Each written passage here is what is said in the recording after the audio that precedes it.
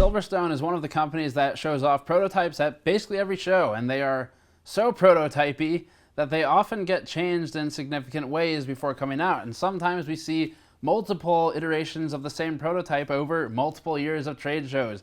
The Lucid series of cases would be the latest example of that, with the LD01 and LD02 going through a bit of an existential crisis since their Computex unveiling when they were mini-ITX cases. They are now Micro-ATX, and that's what we're talking about today. Before that, this coverage is brought to you by Thermaltake and the Flow liquid cooler. The Flow is a 360mm radiator with 3 Ring RGB LED fans. You can program the fans for custom lighting through software, and then of course benefit from the larger radiator size in cooling performance. Learn more at the link in the description below. So the LD01 and LD02 are fairly straightforward cases, except for one feature, a pipe or something. We'll talk about that later. The rest of it though, it's an inverted motherboard layout. So this is building on, we've seen it with the 600C now, which came a bit after Silverstone's own inverted layouts. They've done rotation and inversion for things like the Raven 02 case that we liked a long time ago actually. So it's back, it's inverted layout, which means that the video card is facing up and that you access the main compartment from the right side of the enclosure rather than the left.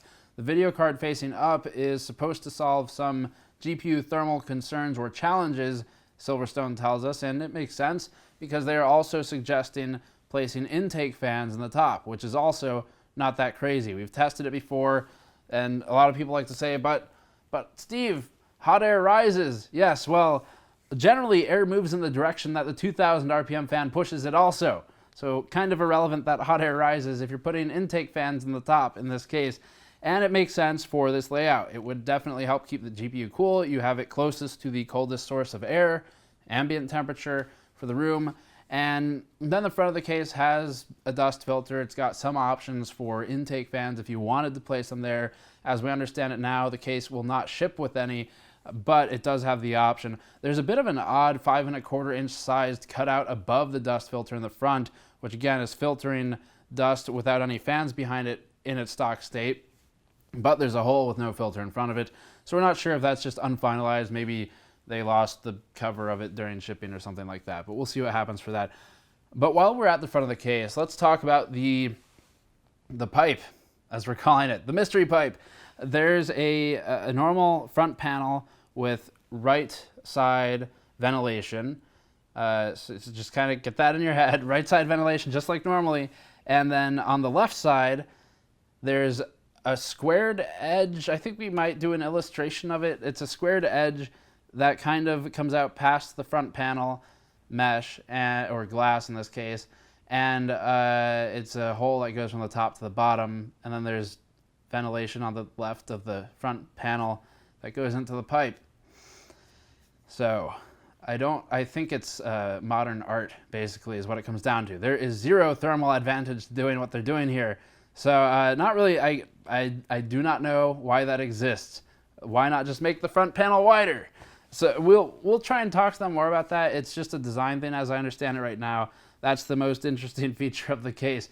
So these cases, they're the LD01 and LD02. They'll be $120 to $130. The difference between them is tempered glass, basically.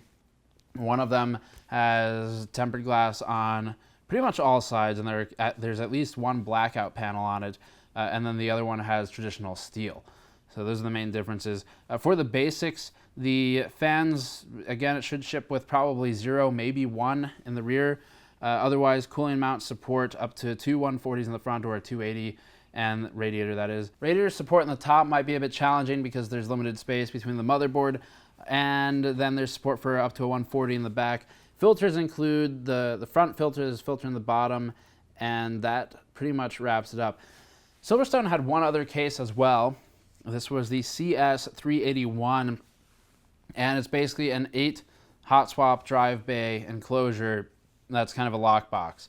So it just kind of looks neat, not a lot to say about it really. It can fit a couple expansion cards, it can fit a lot of hard drives, and that's kind of the start and end of that one. So that's it for Silverstone for now. We'll be visiting them again on Friday, I think. So we might have more information for you from the booth, including some more information on the pipe But thank you for watching. Subscribe for more. As always, you can go to patreon.com/gamersnexus. Helps out directly. I'll see you all next time.